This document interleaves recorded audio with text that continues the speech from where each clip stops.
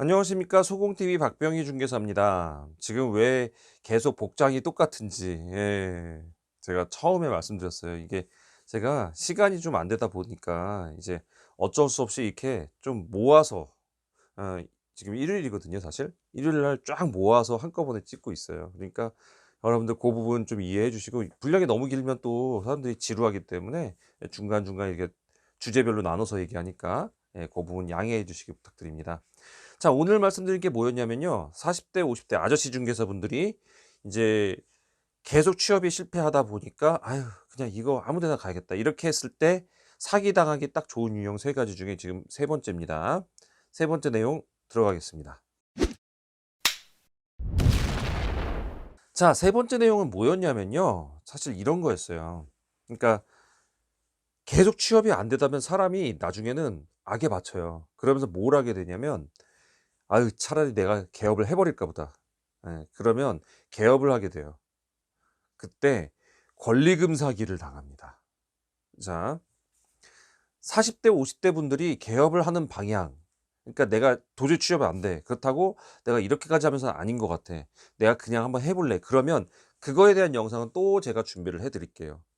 40대, 50대 아저씨 중개사분들이 할 수 있는 방향들이 몇 가지가 있어요. 그 부분들 설명을 해드릴 건데 지금은 일단 취업에 집중을 하고 있는 거니까 그러다가 안 돼서 지금 개업을 막 하는데 여기서 함정이 좀 있어요. 뭐가 있냐면요. 개업을 딱 함과 동시에 보통은 우리 개업하면 어디서 개업할 수 있는 정보 어디서 얻나요? 예. 저 공인중개사 협회에서 보통 많이 찾아요. 뭐 다른 데서 찾으면 사실 더 애매한 게 많고요. 사실 좋은 자리가 쉽게 나올까요?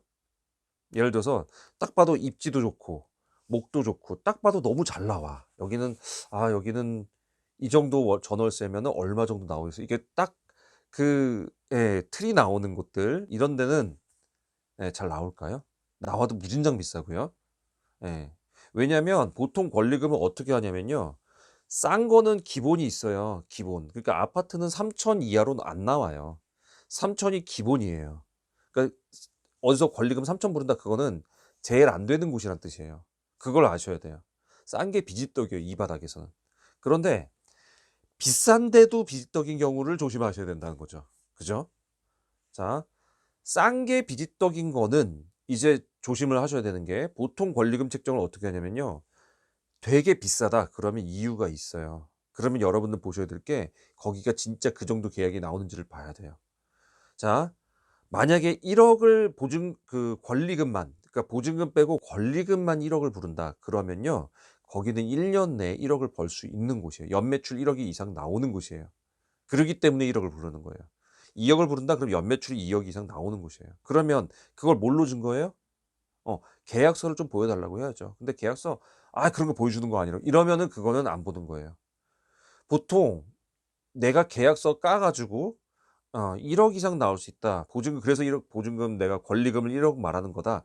이렇게 얘기하면 대부분 보여줘요. 이 정도 나온다고. 그런데 가끔 보면은 안 보여주고 막 이런 사람도 있거든요. 그러면은 그거는 뭐 믿을 수 없는 거죠. 근데 보여줬다, 보여줬다 하더라도 그거를 그대로 믿으면 안 되는 게 사실 또 계약서 그냥 막 써 가지고 위조한 사람도 있단 말이에요. 그게 진짜 아닌 경우도 있단 말이에요. 처음에 그거 다 보여주면서 전화 일일이 확인해 볼 거 아니잖아요. 그러기 때문에 나중에 보고 나면 그게 틀릴 수도 있다는 거 조심하셔야 돼요. 그러면 권리금은 내가 '이 정도 감당할 수 있어.' 하는 데서 키워 나가는 거예요. 그럼 이 권리금이 맞냐 아니냐만 책정하면 되는 거예요. 그런데 그거를 그냥 중개사 협회에 나온 물건 권리금 얼마다. 거기서 권리금 제일 싼 거 찾아요, 보통. 특히 여자분들 많이 그러거든요. 권리금 제일 싼 거 찾아요. 싼 게 비지떡입니다. 그 싸게 나온 데는요. 얼마 안 나와서 또 그 싸게 또 나와요. 예. 해 보면 아니란 걸 알거든요. 그러니까 처음부터 남자 중개사분들은 싼 데 가지 마세요.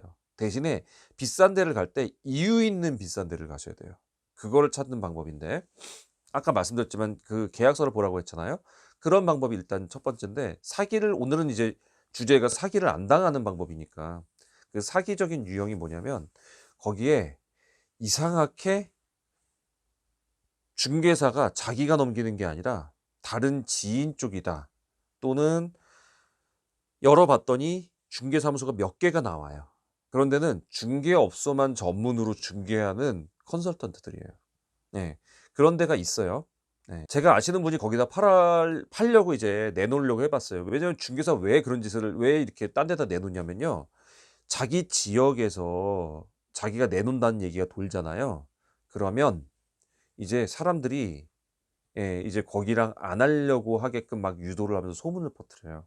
그래서 그 보안을 지키기 위해서 컨설턴트 같은 데다 그냥 딱 내놔 버려요. 그러면 권리금을 불러요 처음에. 5천 정도 제가 받고 싶어요. 그러면 그쪽에서 "알겠습니다. 그럼 5천 드리고 나머지는 저희가 알아서 붙일게요." 그러고 6천 불러요. 네. 보통 6,500도 불러요. 그리고 500 깎아 주는 걸로 해 가지고 6천을 맞추는 거예요. 그럼 자기는 1,000을 가져가요. 그러면 그 권리금에 대해서 1,000 가져가고 이 사람이 딱 보기에 6천? 5천? 그 감을 모른단 말이에요. 그러니까 그 모르는 데서 저기가 컨설턴트가 우리가 뭐 처음에 계약서 때 힘들지 않냐. 모두 지원해 준다. 모두 지원해 준다. 뭐 해 준다. 막 이러는데 사실 다 뻥이에요. 안 해 줘요. 예. 대부분 안 해 줘요. 돈 꽂고 나고 잔금 끝나고 나면 안 해 줘요. 명단 준다. 명단 솔직히 명단이요. 10년 이상 된 거, 오래된 거 또는 초반에 막 그 돌던 거 이미 다 손바뀜 된 거 그런 거 던져 주는데 그거요.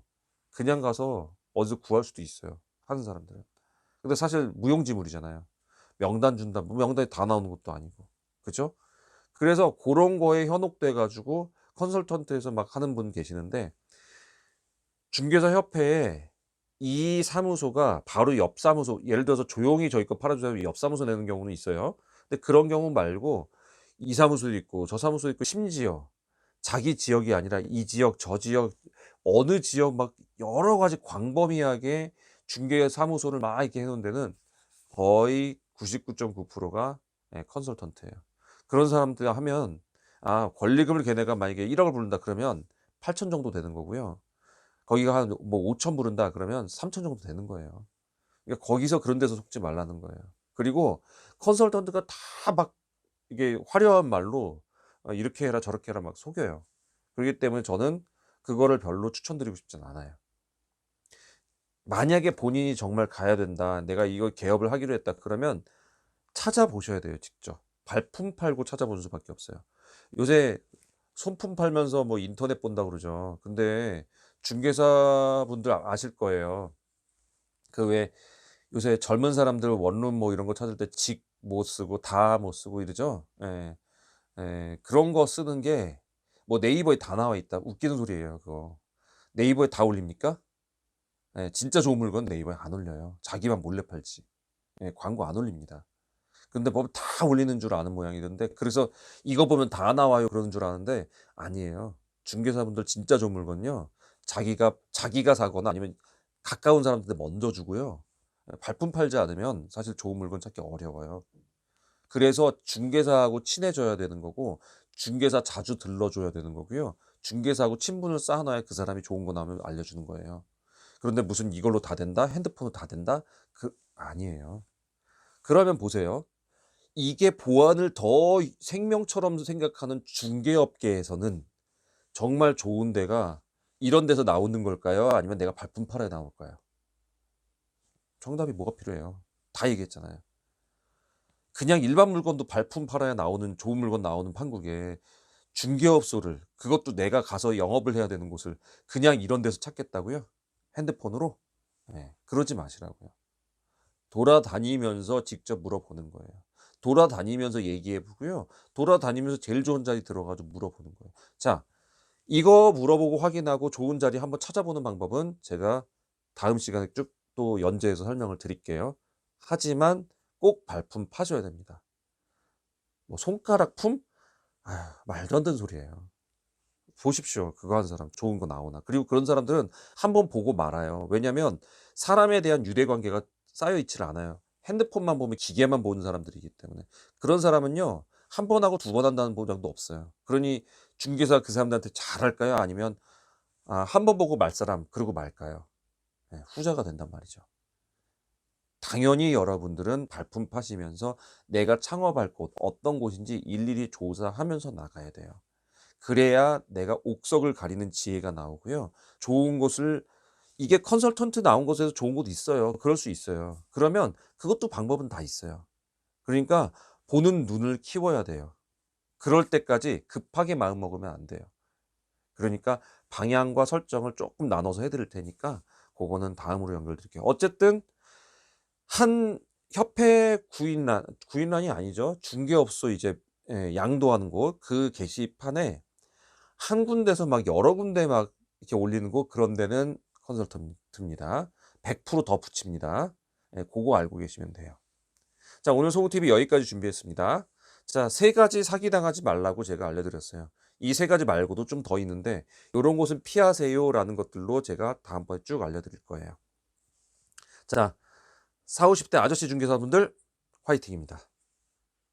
구독과 좋아요는 꼭 부탁드리겠습니다. 감사합니다.